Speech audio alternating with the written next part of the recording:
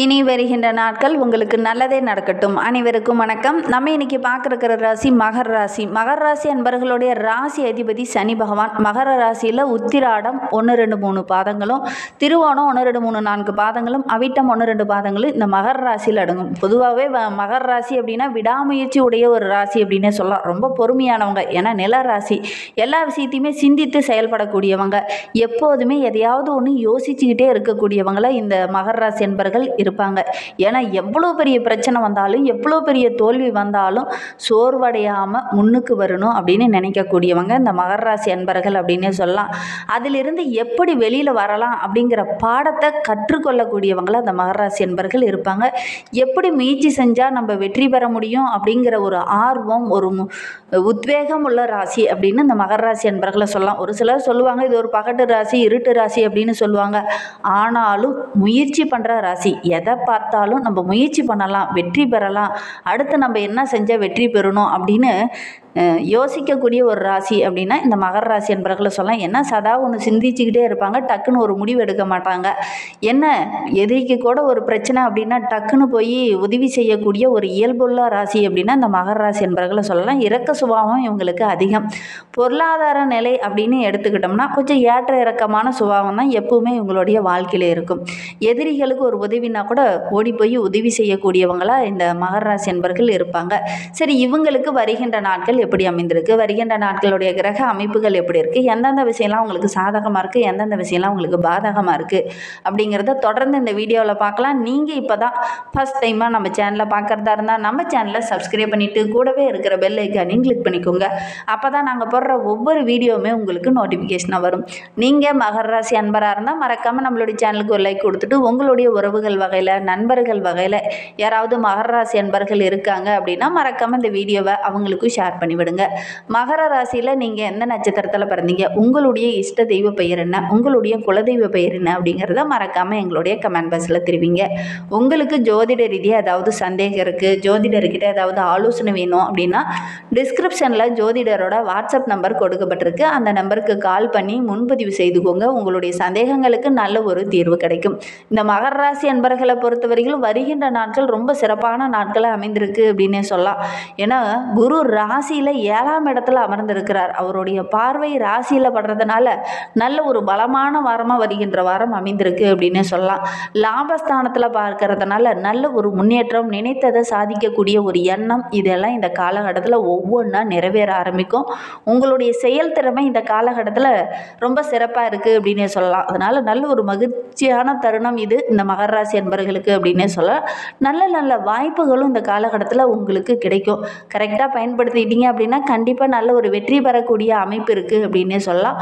உங்களுடைய வாழ்க்கையில் கரெக்டாக நல்ல ஒரு முன்னுக்கு வரணும் அப்படின்னா உங்களோட கையில் தான் இருக்குது. இந்த காலகட்டத்தில் இது வேணும் இது வேணாம் அப்படின்னு டக்குன்னு ஒரு முடிவு எடுத்து ஒரு பிரச்சனையை சால்வ் பண்ணிங்க அப்படின்னா கண்டிப்பாக உங்களுக்கு வெற்றி பெறக்கூடிய அமைப்பு இருக்குது அப்படின்னு சொல்லலாம். ஒரு தொழிலாகட்டும், ஒரு வியாபாரமாகட்டும் இப்போ செய்ய போகிறீங்க அப்படின்னு நினச்சிங்கன்னா அதை நினச்ச உடனே இந்த காலகட்டத்தில் செஞ்சீங்க அப்படின்னா கண்டிப்பாக நல்ல ஒரு அமைப்பு இருக்குது அப்படின்னு சொல்லலாம். ஏன்னா 9ல் சுக்கிரன் அமர்ந்திருக்கிறார். அதனால் வெற்றியை இந்த காலகட்டத்தில் நீங்கள் டக்குன்னு எதிர்பார்க்கலாம்.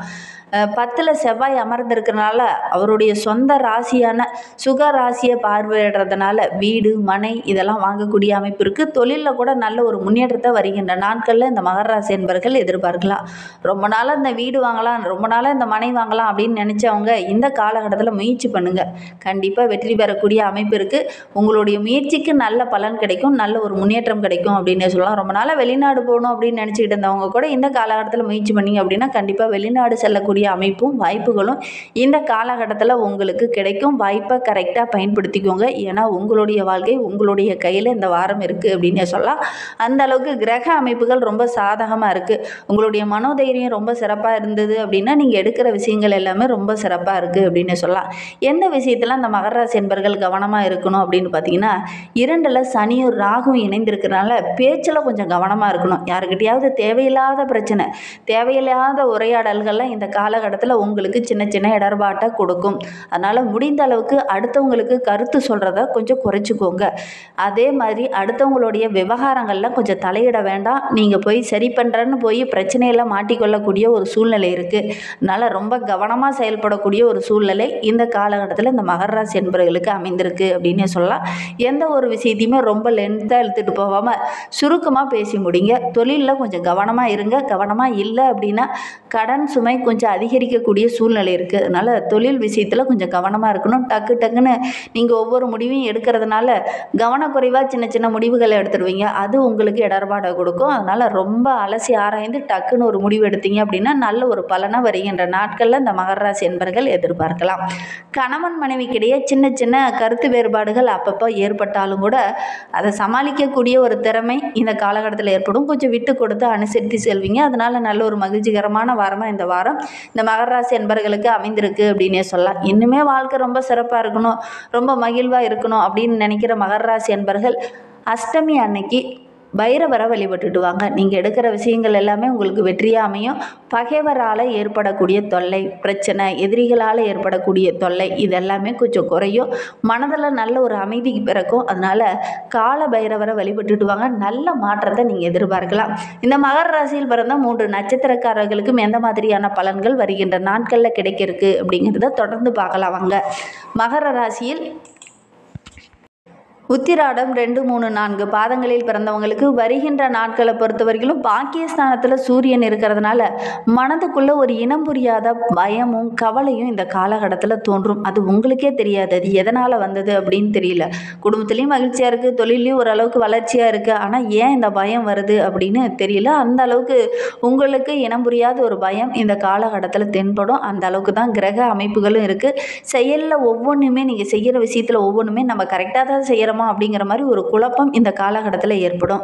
சப்தமஸ்தானத்தில் குரு இருக்கிறதுனால நினைத்ததை நடத்தி முடிப்பீங்க. உங்களுடைய செல்வாக்கு படிப்படியாக உயரக்கூடிய ஒரு நாட்களாக வருகின்ற நாட்கள் அமைந்திருக்கு அப்படின்னு சொல்லலாம். மற்றவங்க மத்தியில் நல்ல ஒரு பாராட்டுக்குரிய நபராக நீங்கள் வலம் வர போகிறீங்க. இழுபறியாக இருந்த வேலையெல்லாம் டக்குன்னு செய்து முடிச்சுட்டு நல்ல ஒரு பாராட்டை பெற போகிறீங்க.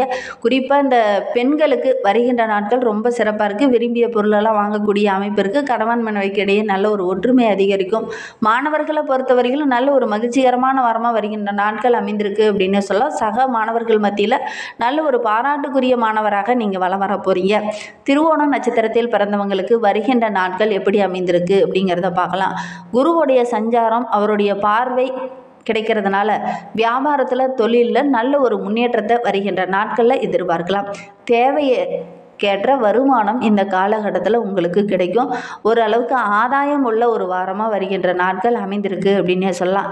ஏன்னா 8ஆம் இடத்துல கேது இருக்கிறதுனால உங்களுடைய எதிர்பார்ப்புகளை எல்லாமே இந்த காலகட்டத்தில் குரு பகவான் நிறைவேற்றினாலும் உங்களுடைய எதிர்பார்ப்பை அதிகப்படுத்துவார் கேது. அதனால் இந்த காலகட்டத்தை பொறுத்த வரைக்கும் அடுத்து நம்ம என்ன செய்யலாம் அப்படிங்கிற மாதிரி மனம் அடுத்தடுத்த விஷயங்களை நோக்கி பயணிக்கக்கூடிய அமைப்பு இருக்குது. அதனால் இந்த காலகட்டம் ரொம்ப சுறுசுறுப்பாக ரொம்ப தெம்போடு ஒவ்வொரு விஷயத்திலையும் இறங்குவீங்க. ஓரளவுக்கு லாபம் கிடைக்கக்கூடிய யோகம் இருக்குது.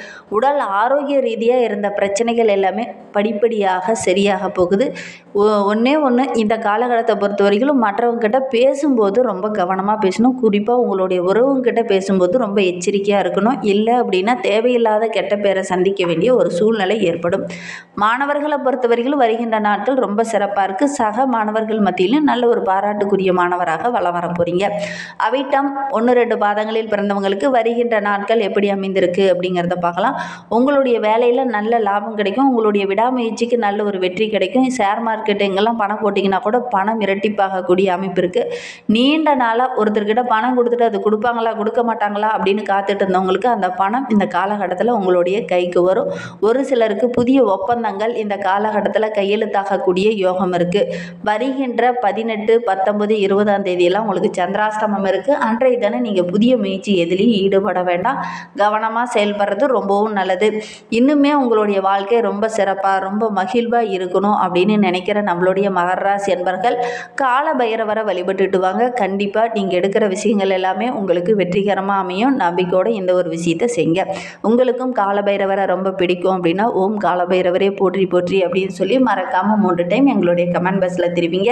அப்படி தெரிவிக்கும் போது கூட நீண்ட நாளாக பிரார்த்தனையாக ஒரு விஷயம் மனதுக்குள்ளேயே வைத்துட்டு இருப்பீங்க இல்லையா, அந்த ஒரு விஷயம் கூடிய விரைவில் நடைபெறணும் அப்படின்னு நினச்சிக்கிட்டு வேண்டிக்கிட்டு செய்து பாருங்கள். கண்டிப்பாக நடைபெறும். நம்பிக்கையோடு செய்யுங்க. இந்த மாதிரி பயனுள்ள தகவலை நீங்கள் தொடர்ந்து கேட்கணும் அப்படின்னு நினச்சிங்கன்னா நம்ம சேனலை சப்ஸ்கிரைப் பண்ணிவிட்டு கூடவே இருக்கிற பெல் ஐக்கானையும் கிளிக் பண்ணிக்கோங்க. அப்போ தான் நாங்கள் போடுற ஒவ்வொரு வீடியோவுமே உங்களுக்கு நோட்டிஃபிகேஷனாக வரும். நீங்கள் மகர ராசி அன்பராக இருந்தால் மறக்காமல் நம்மளுடைய சேனலுக்கு ஒரு லைக் கொடுத்துட்டு உங்களுடைய உறவுகள் வகையில் நண்பர்கள் வகையில் யாராவது மகர ராசி அன்பர்கள் இருக்காங்க அப்படின்னா மறக்காமல் இந்த வீடியோவை அவங்களுக்கும் ஷேர் பண்ணிவிடுங்க. தேங்க்யூ.